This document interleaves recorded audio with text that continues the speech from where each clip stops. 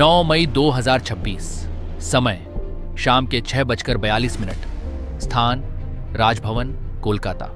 आसमान पर काले बादल धीरे धीरे छा रहे थे। हल्की बारिश की बूंदें राजभवन की पुरानी दीवारों से टकरा रही थी। सुरक्षा घेरा पहले से कहीं अधिक सख्त था। कैमरों की फ्लैशलाइट लगातार चमक रही थी। बंगाल की राजनीति का सबसे लंबा और सबसे आक्रामक संघर्ष अपने निर्णायक क्षण तक पहुंच चुका था। और उसी क्षण सफेद कुर्ता पहने एक व्यक्ति शपथ मंच की ओर बढ़ रहा था, शुभेंदु अधिकारी। यह सिर्फ शपथ ग्रहण नहीं था, यह लगभग 2 दशकों से चल रहे राजनीतिक युद्ध का परिणाम था। कभी यही शुभेंदु अधिकारी ममता बनर्जी के सबसे भरोसेमंद नेताओं में गिने जाते थे। नंदीग्राम आंदोलन के दौरान उनका नाम एक जमीनी योद्धा की तरह उभरा था।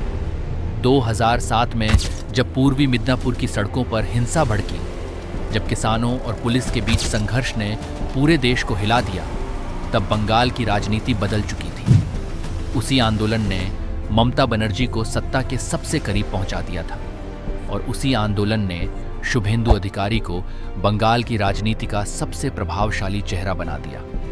लेकिन राजनीति में सबसे खतरनाक वही होता है जब साथी प्रतिद्वंद्वी बन जाते हैं। समय के साथ बंगाल की राजनीति बदलती गई। 2011 में वामपंथी शासन के अंत के बाद जनता ने तृणमूल कांग्रेस को परिवर्तन की उम्मीद के रूप में देखा। शुरुआत में सड़कें जश्न से भरी थीं, लेकिन वर्षों के भीतर बेरोजगारी, उद्योगों का पलायन, राजनीतिक हिंसा और भ्रष्टाचार के आरोप सरकार पर भारी पड़ने लगे। बंगाल की सड़कों पर अब विकास से अधिक राजनीतिक संघर्ष दिखाई देने लगा था। इसी दौरान भारतीय जनता पार्टी ने बंगाल को अपनी सबसे बड़ी राजनीतिक चुनौती के रूप में देखना शुरू किया। दिल्ली में बैठी रणनीतिक टीमों को समझ आ चुका था कि अगर बंगाल बदल गया तो भारतीय राजनीति का संतुलन बदल जाएगा। और इसी रणनीति के बीच सबसे बड़ा नाम बनकर उभरे शुभेंदु अधिकारी। दिसंबर 2020 में जब उन्होंने तृणमूल कांग्रेस छोड़ी, तब कई लोगों ने इसे सिर्फ राजनीतिक अवसरवाद कहा, लेकिन दिल्ली में इसे एक संकेत माना गया। एक ऐसा संकेत कि बंगाल की सत्ता के भीतर दरार पड़ चुकी है।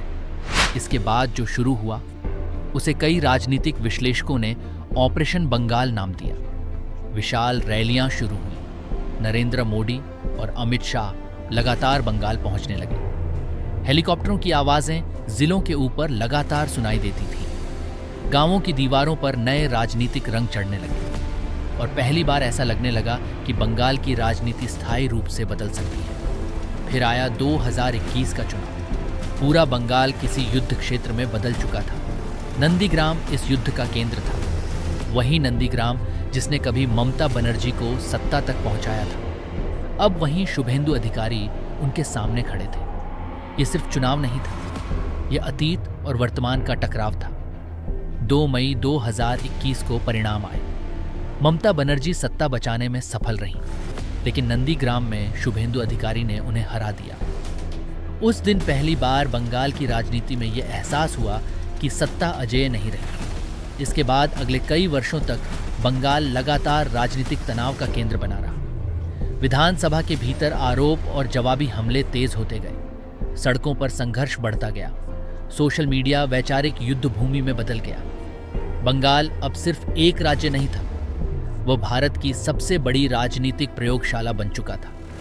धीरे धीरे शुभेंदु अधिकारी विपक्ष के नेता से कहीं अधिक बन गए। उनकी सभाओं में भीड़ बढ़ने लगी।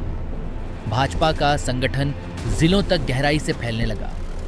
दूसरी ओर तृणमूल कांग्रेस के भीतर असंतोष की खबरें सामने आने लगी। कई पुराने नेता या तो शांत हो चुके थे या धीरे धीरे दूरी बनाने लगे थे।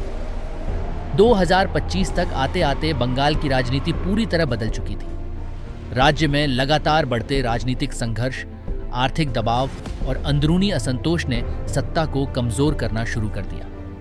विपक्ष अब पहले से कहीं अधिक आक्रामक था और इसी बीच शुभेंदु अधिकारी की छवि भविष्य के मुख्यमंत्री के रूप में उभरने लगी। फिर आया 2026। चुनावी रैलियों में अब सिर्फ एक सवाल गूंज रहा था, क्या बंगाल सत्ता परिवर्तन के लिए तैयार है? मतदान के दौरान पूरा राज्य भारी सुरक्षा घेरे में था। हेलीकॉप्टर, केंद्रीय बल, लगातार निगरानी और 24 घंटे चलती राजनीतिक बहसें। ऐसा लग रहा था जैसे बंगाल किसी लोकतांत्रिक प्रक्रिया से नहीं बल्कि निर्णायक युद्ध से गुजर रहा हो। और जब परिणाम सामने आए तो बंगाल की राजनीति का सबसे बड़ा अध्याय बदल चुका था। भारतीय जनता पार्टी ने ऐतिहासिक बढ़त हासिल की। तृणमूल कांग्रेस पहली बार सत्ता से बाहर हो गई और वह व्यक्ति जिसे कभी बागी कहा गया था अब बंगाल का नया मुख्यमंत्री बन चुका था। राजभवन के भीतर शपथ ग्रहण चल रहा था, लेकिन बाहर कोलकाता की सड़कों पर एक अजीब सन्नाटा था। कुछ इलाकों में जश्न था, कुछ जगहों पर भय। कुछ लोग इसे परिवर्तन कह रहे थे और कुछ लोग बंगाल की पहचान पर सबसे बड़ा राजनीतिक हमला। लेकिन एक बात स्पष्ट थी, ऑपरेशन बंगाल समाप्त हो चुका था, या शायद उसका सबसे खतरनाक चरण अब शुरू हुआ था। क्योंकि सत्ता हासिल करना हमेशा अंतिम जीत नहीं होती, असली युद्ध उसके बाद शुरू होता है। और अब पूरा देश देख रहा था कि क्या शुभेंदु अधिकारी वास्तव में बंगाल को बदल पाएंगे, या बंगाल की राजनीति उन्हें भी उसी अंधेरे में खींच लेगी जिसने दशकों से इस राज्य को अपनी गिरफ्त में ले रखा है।